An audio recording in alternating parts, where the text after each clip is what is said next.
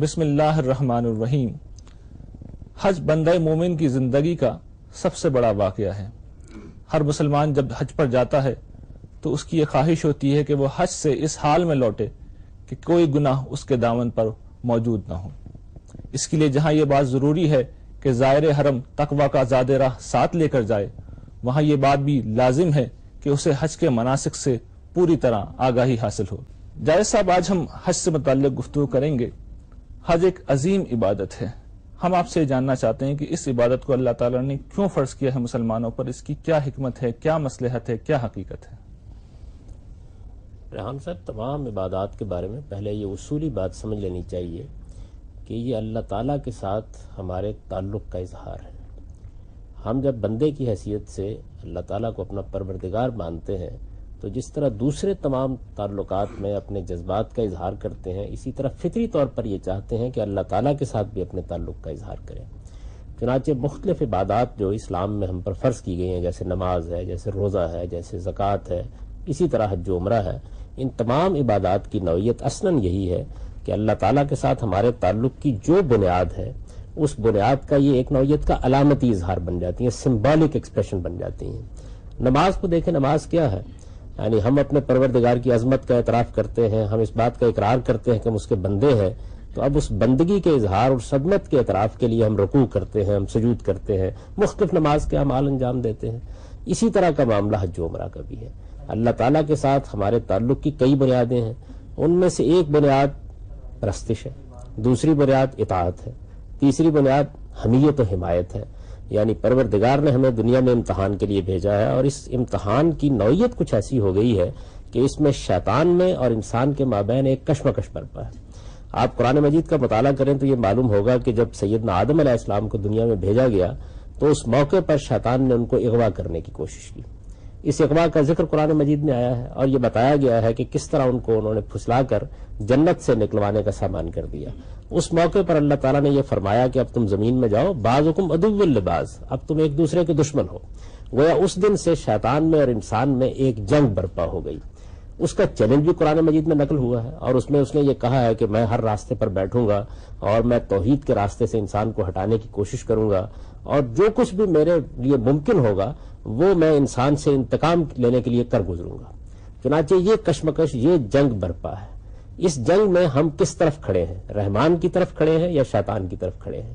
یہ ایک فیصلہ کن موڑ ہوتا ہے ہر انسان کی زندگی میں۔ اللہ تعالیٰ کی طرف کھڑے ہیں یا رحمان کی طرف کھڑے ہیں، تو ظاہر بات ہے کہ جنگ کے میدان میں جب آدمی اترتا ہے تو جان و مال کی نظر لے کر اترتا ہے۔ گویا ہمارے پاس جان ہے، ہمارے پاس مال ہے، ہم اس جنگ میں اپنے پروردگار کی نظر کر رہے ہیں۔ اس نظر کی تمثیل ہے حج۔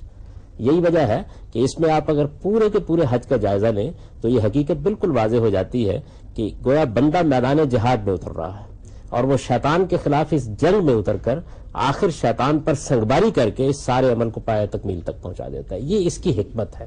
گویا ایک طرف جان و مال کی نظر ہے، دوسری طرف وہ نظر کس مقصد کے لیے پیش کی گئی ہے؟ شیطان کے خلاف۔ نظر کی ذرا سی وضاحت کرنا، نظر سے کیا مراد ہے؟ یعنی آپ اپنے آپ کو کسی بزرگ و برتر ہستی کے لیے وقف کر دیتے ہیں، اس کے حوالے کر دیتے ہیں۔ اسلام کی حقیقت یہی ہے۔ اسلام کا جو لفظ ہمارے لیے اختیار کیا گیا ہے، جس کی بنیاد پر ہم مسلمان کہلاتے ہیں، اس کے معنی یہ ہے کہ اپنے آپ کو پروردگار کے سپرد کر دینا۔ یہ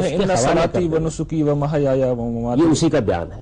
اس کو کتنے خوبصورت الفاظ میں قرآن مجید نے بیان کیا کہ ان صلاتی و نسکی و محیایا و مماتی للہ رب العالمین۔ گویا جب میں اسلام لاتا ہوں، جب میں مسلمان ہوتا ہوں، جب میں اس دین میں داخل ہوتا ہوں تو اپنا جان و مال اپنے پروردگار کے سپرد کر دیتا ہوں جنت کے عوض۔ اسی کو صحابہ کرام کے بارے میں بیان کیا نا کہ ان اللہ اشتری من المؤمنین اموالهم وانفسهم بان لهم الجنہ۔ اللہ تعالیٰ نے ان اہل ایمان سے ان کے جان و مال جنت کے عوض خرید لیے ہیں۔ تو یہ تو ہم اللہ کے حوالے کر ہی چکے ہیں۔ اللہ تعالیٰ کے ساتھ جب ہم اسلام کا معاہدہ کرتے ہیں تو جان و مال اس کے حوالے کر دیتے ہیں، گویا اس کی نظر کر دیتے ہیں، اس کے لیے وقف کر دیتے ہیں۔ یعنی ایک نظر اور دوسرا شیطان کے خلاف لڑائی۔ یہ نظر کس لیے؟ یعنی اللہ تعالیٰ کو کیوں ضرورت ہے اس کی؟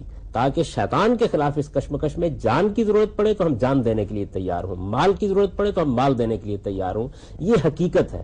اس حقیقت کو تمثیل کی زبان میں بیان کیا گیا ہے. سمجھنے کے لیے کہہ لیجئے کہ گویا اس ساری کی ساری حقیقت کو، یہ جو جنگ ہے، یہ جہاد ہے، اس کو ڈرامٹائز کر دیا گیا ہے، ایک تمثیل کی صورت دے دی گئی ہے. چنانچہ اب دیکھیں کیا ہوتا ہے، ہم دنیا کی ہر چیز سے ہاتھ اٹھاتے ہیں، اس کے بعد جا کر جس طرح فوج ڈیرے ڈالتی ہے ایسے میدان میں ڈیرے ڈال دیتے ہیں. پھر اس کے بعد ہم اپنے امام کی قیادت میں ایک میدان میں حاضر ہو جاتے ہیں، وہاں اسی طرح دعا و مناجات کرتے ہیں جیسے میدان جنگ میں اترنے سے پہلے دعا و مناجات کی جاتی ہے. اپنے امام کا خطبہ سنتے ہیں، واپس آتے ہوئے راستے میں ایسے ہی پڑاؤ کرتے ہیں جیسے فوج پڑاؤ کرتی ہے. پھر اس کے بعد مینا میں واپس آتے ہیں اور پھر سنگباری کرتے ہیں. گویا شیطان کے خلاف ہماری جنگ بالکل اپنے منتہا پر پہنچ جاتی ہے. پھر قربانی کرتے ہیں، گویا جان و مال کی نظر کی تمثیل کے طور پر ایک اللہ تعالیٰ کے حضور میں ہدیہ پیش کر دیتے ہیں.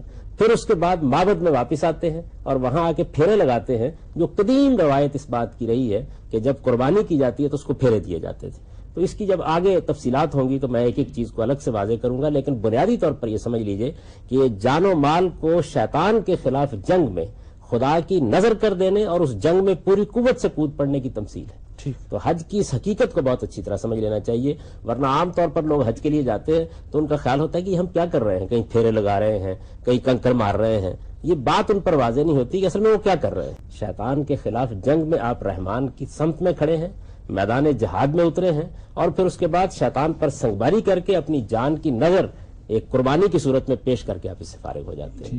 تو اس حقیقت کو ایک تمثیل کی صورت دے دی گئی ہے تاکہ یہ ہمیشہ آپ کو یاد رہے. اصل میں یہ جو تمثیل کا طریقہ ہے، علامتی اظہار کا طریقہ ہے، یہ کیوں اختیار کیا جاتا ہے؟ یہ اس لیے اختیار کیا جاتا ہے کہ اس کی یاد کو قائم رکھا جا سکے. اب ہوتا یہ ہے کہ تمثیل کے وہ اجزاء جو ہیں وہ تو باقی رہ جاتے ہیں، لیکن اس کی حقیقت بسا اوقات نگاہوں سے اوجھل ہو جاتی ہے. تو یہ حقیقت ہر حاجی کو ذہن نشین کرنی چاہیے کہ وہ اصل میں کس لیے جا رہا ہے. محض چند مناسک نہیں ہے جن کو ادا کرنے کے لیے جا رہا ہے. جب آپ رکوع و سجود کرتے ہیں نماز میں تو یہ محض رکوع و سجود کی ایک حرکت نہیں ہے جو آپ کر رہے ہوتے ہیں، بلکہ یہ خدا کی بندگی کا اعتراف ہے، اس کی عظمت کا اعتراف ہے. آپ جب اپنے وجود کو جھکا دیتے ہیں تو اصل میں یہ آپ کے دل کے جھکنے کی تعبیر ہے. بالکل اسی طریقے سے جب آپ حج کے لیے جا رہے ہیں تو آپ احرام باندھ رہے ہیں تو سمجھ لیجئے کہ آپ نے کیا اقدام کیا ہے. آپ اس جنگ کے میدان میں اتر رہے ہیں جو اصل میں دنیا کی زندگی میں ہونی ہے. یہ تو اس کی تمثیل ہے تاکہ آپ کے ذہن میں اس کی یاد تازہ ہو جائے، آپ اس کی صحیح حقیقت سے واقف ہو جائیں، آپ یہ سمجھ رہے ہیں کہ آپ کا خدا کے ساتھ تعلق کیا ہے، آپ کو معلوم ہو جائے کہ شیطان کے وسوسوں کے مقابلے میں آپ نے کیا رویہ اختیار کرنا ہے. اس کے اغوا کا شکار ہونا ہے، وہ جدھر لے جانا چاہتا ہے ادھر جانا ہے، یا باقی زندگی میں اسی طرح جب وہ آپ کو اغوا کرنے کی کوشش کرے، جب اپنے پیچھے لگانے کی کوشش کرے تو آپ کو اس پر لعنت کرنے ساری زندگی شیطان کے خلاف کیا کرنا ہے، لڑنا ہے. اصل میں تو لڑائی آپ کو اس میدان میں لڑنی ہے. تو اس لڑائی کی یاد کو آپ کے ذہن میں تازہ کرنے کے لیے وہاں اس کو تمثیل کے انداز میں بیان کر دیا جاتا ہے. جو اقبال نے کہا یہ گھڑی محشر کی ہے تو عرصہ محشر میں ہے. حج عمرہ کی عبادات کو سب سیدنا ابراہیم علیہ السلام سے کیا نسبت حاصل ہے؟ ہم چاہیں گے کہ آپ ذرا اس کی تاریخ پر، اس کے آغاز پر روشنی ڈالیں. دیکھیے جی، بات یہ ہے کہ یہ جو معبد ہے جس کو آپ بیت الحرام کہتے ہیں یا مسجد حرام کہتے ہیں یا بیت اللہ کہتے ہیں یا کعبہ کہتے ہیں، اس کے بارے میں تو یہ معلوم ہوتا ہے کہ یہ سیدنا ابراہیم علیہ السلام سے بھی بہت پہلے وجود میں آ چکا تھا. بلکہ قرآن مجید نے یہ بتایا ہے کہ یہ خدا کی زمین کے اوپر پہلا گھر تھا جو اس کی عبادت کے لیے تعمیر کیا گیا.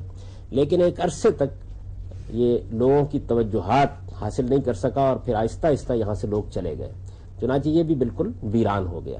اور پھر سیدنا ابراہیم علیہ السلام کو اللہ تعالیٰ نے یہ حکم دیا کہ اس کو دوبارہ آباد کیا جائے. چنانچہ وہ اس بستی میں تشریف لائے اور اس موقع پر انہوں نے دیکھا کہ اس کا ایک ہی پرانا پتھر رہ گیا ہوا ہے، باقی تمام پتھر جہاں جب لوگ گئے ہیں تو اپنے ساتھ تبرک کے طور پر لے جاتے گئے اور اس طرح گھر برباد ہو گیا ہوا تھا. چنانچہ اللہ کے حکم نے اس کی دوبارہ تعمیر انہوں نے کی. اس میں سیدنا اسماعیل بھی ان کے ساتھ شریک ہوئے اور یہ گھر ایک مرتبہ پھر آباد کیا گیا. اس لحاظ سے سیدنا ابراہیم علیہ السلام اس کی دوبارہ تعمیر کرنے والی غیر معمولی شخصیت ہے. اور پھر ان کے صاحبزادے کو اللہ تعالیٰ نے اس کی نظر کے لیے مانگ لیا تھا. یہ جو تعبیر ہے قربانی کی وہ یہی ہے، یعنی ان سے گویا تقاضا کیا گیا تھا کہ وہ اس معبد کی خدمت کے لیے اپنے بیٹے کو وقف کر دیں. چنانچہ انہوں نے اپنے بیٹے کو یہیں آباد کیا اور پھر اسی کے ذریعے سے اس کی نئی آباد کاری کی ابتدا ہوئی اور اس کی جو عبادت ہے حج اس کی ابتدا بھی ہوئی. چنانچہ قرآن مجید نے اس کو بیان کیا ہے کہ اب جب کہ آپ نے اس گھر کو دوبارہ تعمیر کر لیا اور اس کی بنیادیں اٹھا دی ہیں اور اپنے صاحبزادے کو بھی یہاں آباد کر دیا ہے اور اب گویا وہ اس کے متولی کی حیثیت سے اور خادم کی حیثیت سے یہاں رہیں گے، تو اب لوگوں میں اس بات کا اعلان کر دیجئے کہ وہ اب دور دراز کی وادیوں سے فاصلے قطع کرتے ہوئے اس کا حج کرنے یہ سب کنٹینیوسلی حج چلا آ رہا ہے حضرت ابراہیم کے زمانے سے. جی بالکل، حضرت ابراہیم علیہ السلام کے زمانے کے بعد پھر حج کبھی منسوخ نہیں ہوئی.